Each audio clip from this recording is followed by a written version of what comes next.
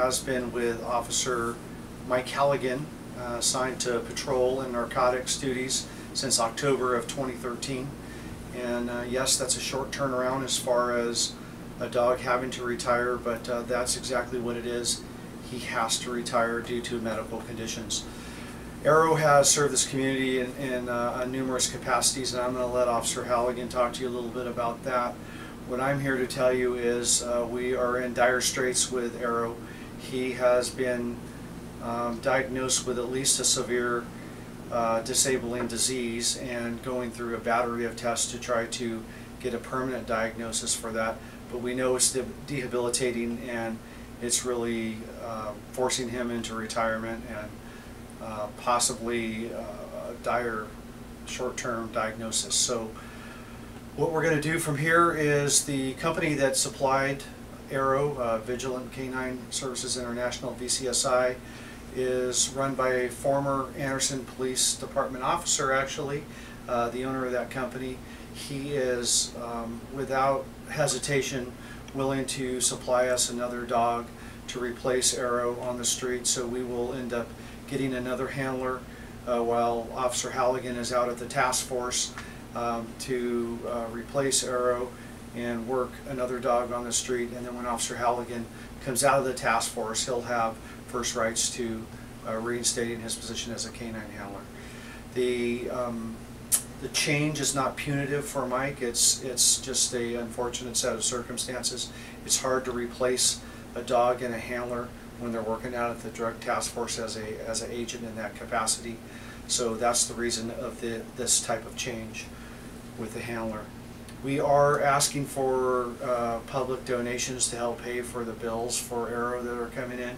He has officially retired from the police department. As a matter of business, that kind of cuts off the funding stream to pay for all of his bills. However, we love Aero. We love the job he's done, and the partnership with his handler Mike, and the community appreciates all that they're doing for the community. So I don't mean that the department's going to step away completely from it. We will continue to pay some of the bills, but that K-9 fund is being drained rapidly with those bills, and there's people in this department, including Mike himself, that are willing to try to out-of-pocket pay for some of those expenses. So we're hoping the public can also maybe step up if they can and help with some of those donations. I'm going to turn it over to Officer Mike Halligan, let him speak a little bit more about him and Aero. Come on.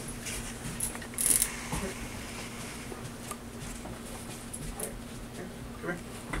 Nope. Hey, seats. Seats.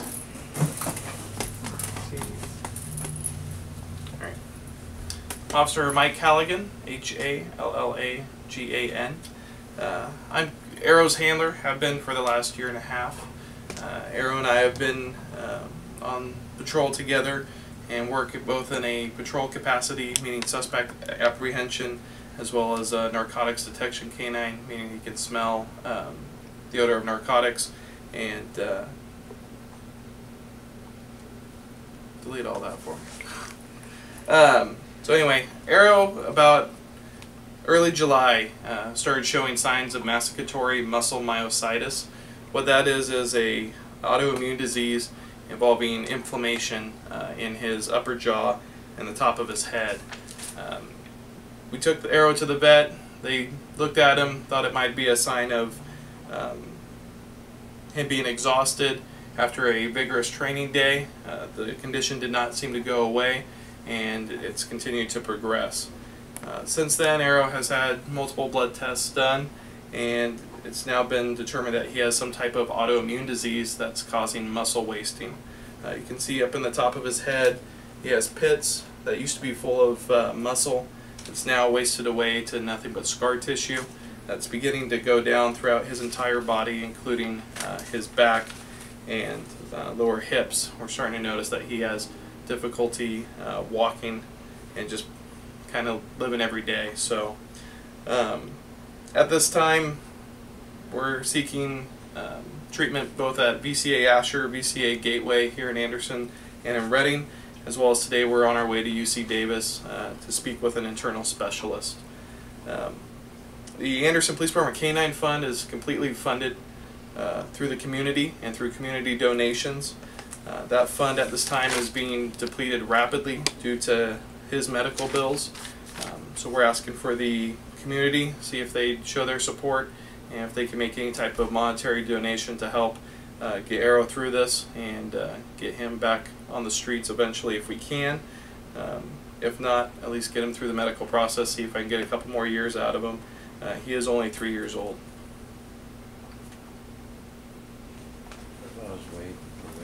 His weight, Aero was, his highest weight when he was working the street, full of muscle, was 102 pounds. He's now down to about 82 pounds. And how long did he serve with Anderson Police Department? A year and a half. You talked about the person who supplied him to the department replacing him. Is he doing that for free, or how is that working? Yeah, he's going to honor the dogs. When you buy a dog from a vendor, they usually give you some type of warranty basically on the dog, and so yes, he is going to honor that and replace the dog for free.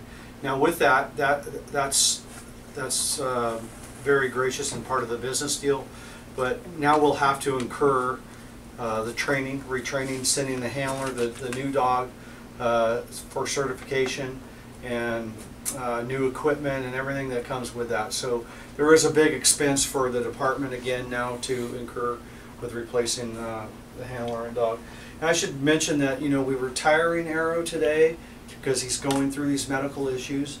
If it should turn out that we are able to rehabilitate him and get him treated and at least stabilized to the point where we can still work him as a narcotics dog, that's our intention. We'll bring him back and reinstate him. This still works really good right here on the dog. He's his nose is fantastic still. It's just the muscle mass and the physical stamina of the dog that's being drastically affected. You heard Officer Halligan talk about the weight loss, 102 pounds down to 82 pounds. For a dog, 5 pounds is a very significant weight loss. If you're looking at your pets at home and you have, let's say I have labs, so my Labrador, when he puts on or takes off 5 pounds, very noticeable. You can really tell the difference in a dog. So for a dog to go a 20-pound weight loss pretty rapidly in a short period of time, it's significant. One of the things about this diagnosis also is there's a white blood cell count that is really the primary indicator, according to the veterinarians with Aero here.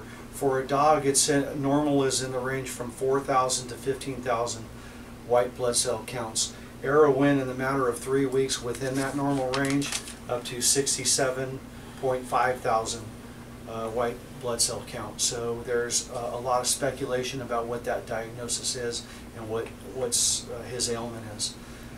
Whatever it is, it's not good. According to the veterinarian, 70,000 is really pushing the limits of toxicity and possible deaths. So he's on the cusp, and we're working hard to try to get him back up to speed and back on the street, or at least able to sustain and live a healthy life. I should also tell you, when you ask about the handler and the company and the vendor and all that, when a dog doesn't make it for whatever reason, has a issue, and you have to retire him or trade him back in and call in a warranty and get a new dog, it's just like any other business. You are the company has the right to take the dog back and replace the dog, and that can be a very traumatic thing for a handler who's put in his time and created the bond with the dog. So in this case, they have not asked for that at all. Mike doesn't want to get rid of Aero on any count. He said if we retire him and he has to spend his last days at somewhere, not as a service dog, Mike wants that to be at home with him. So the city, since we own the dog, will transfer ownership. It'll be a matter of like probably a minimal amount, $1 or something, just to physically transfer ownership of Aero to Mike. So Mike can have Aero and Aero can stay with Mike from here on out. no matter what the case. Red blood. What's the name of the company that supplied Aero to you? Vigilant K-9 Service International, VCSI. Are they local here? They've just moved their operations. They were local out of Red Bluff for years, and now have transferred their headquarters to Reno.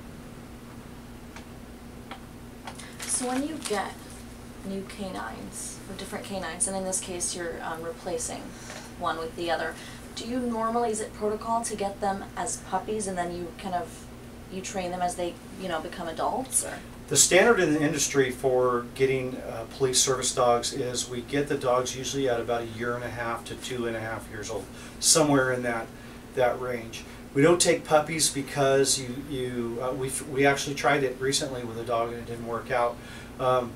What can happen is you can invest a lot of time and a lot of effort, and once the puppy matures and really hits adulthood, they may or may not have the courage and what it takes to make it as a police service dog. So therefore, it's better to take the dogs after they've already gone through adolescence and are young adults at 1.5 to 2 years old, and you have a better chance of knowing that they will make it.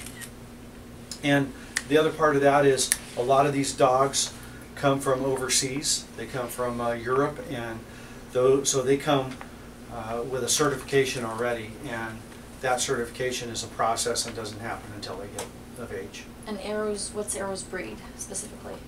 He's a Belgian Malinois German Shepherd cross. Thank you. So when do you think you'll have another dog out on the street for your department? Yeah, it's That's tough to say amazing. exactly when. I'll have to go through the process of, first I've got to open it up and see who's interested in the department to do it, test, pick a handler, and have to wait for a shipment of dogs and pick another dog. And So- it's got to get trained and everything else. And Right, so I would imagine the best case scenario turnaround would be about 6 months. It is definitely a process. And the other part of that is I'm not in a big hurry to do that, because I have another dog that has just been certified and hit the street. We still have to, I'm more worried about this dog and his medical and his diagnosis. So that's where my efforts are going to be focused for the time being, and getting the other dog up and running on the street, that's really secondary at this point. Couple questions. Okay. One, how many canines do you guys have at the department? 2. Okay. And so with Aero retiring, is it 3 and now 2, or is it going to be 1? It's 2 and now it'll be 1, and then I'll replace it and we'll go back to 2. How would that affect, the narcotics unit, or, the day-to-day? Well, as far as an Anderson, how that affects us is it doesn't have a really profound impact on us right away, because we've been operating with only 1 dog in this department for several years. And I don't even know if they've ever had 2 dogs, Detective Day, no. So having 2 dogs was going to be something new for us and a benefit. And the other dog that we have, his name is Chance, and he's with Officer Tyler Finch.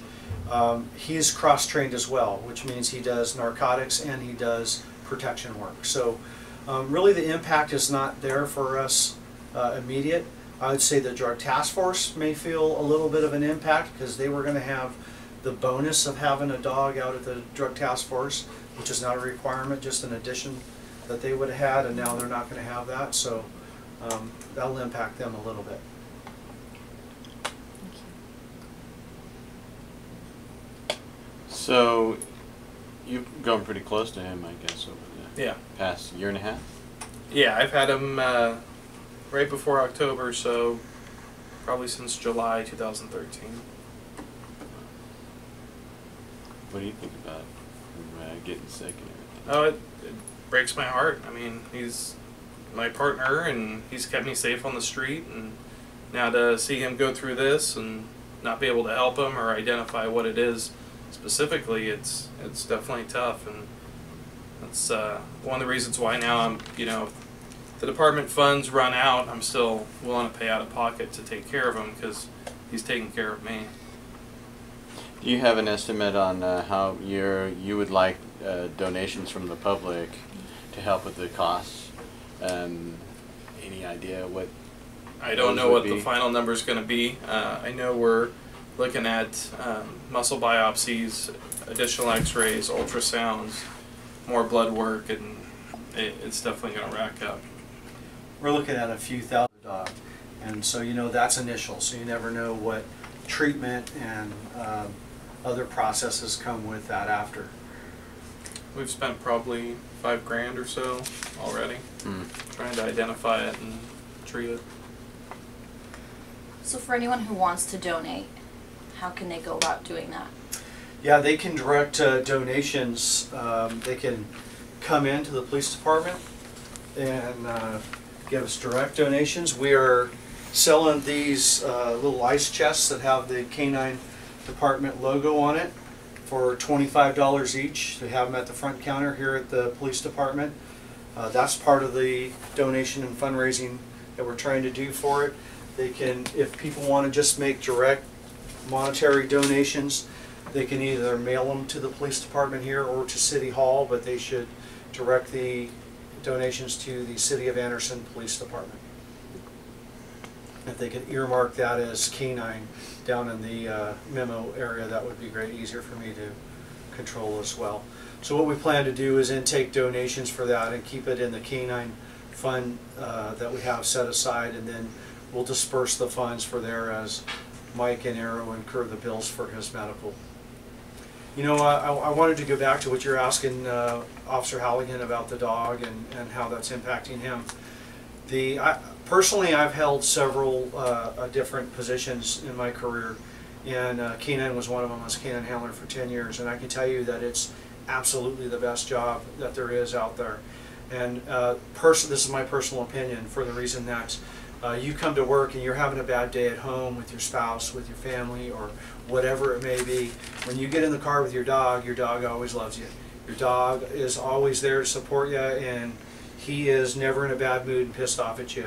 And your day can be made by just, as bad as it may sound, going to work, because you have your partner with you every day. So to have this, incur this with a dog that you have formed this bond with, it is definitely like your spouse or your family member, or your kid or somebody coming down with a terrible disease. And Mike has to endure that, and he's very honorable in the fact that he has wanted to make sure that he keeps Aero and controls Aero and gives him the best medical care that he can.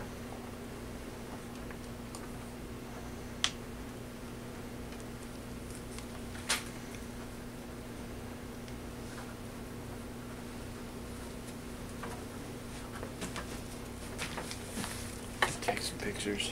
Has he stopped chewing all of your things? Yeah, he's good. Finally grew out of that? Yeah, he has his toys, and that's about it now. Yeah. Mike will tell you that his, you can't tell that he's sick by his demeanor. He still wants to play. He still wants to hang out. Still wants to come to the apartment. Dogs like this have such a high drive that you don't really know that they're feeling pain. He won't display it. I was telling Mike, unfortunately I've seen not this type of disease, but dogs in the business that have gone downhill and suffered and ended up dying. And the ones that I've seen that are police service dogs, they will be happy and willing to play and want to play tug of war till the day they fall over dead. They're just that high a drive.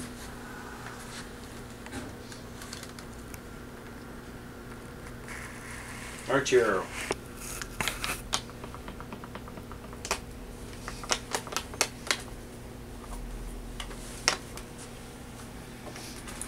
I'm surprised he stayed so calm.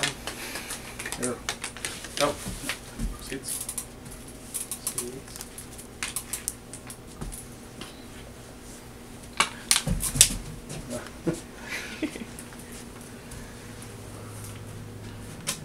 So that's He it. seems still eager.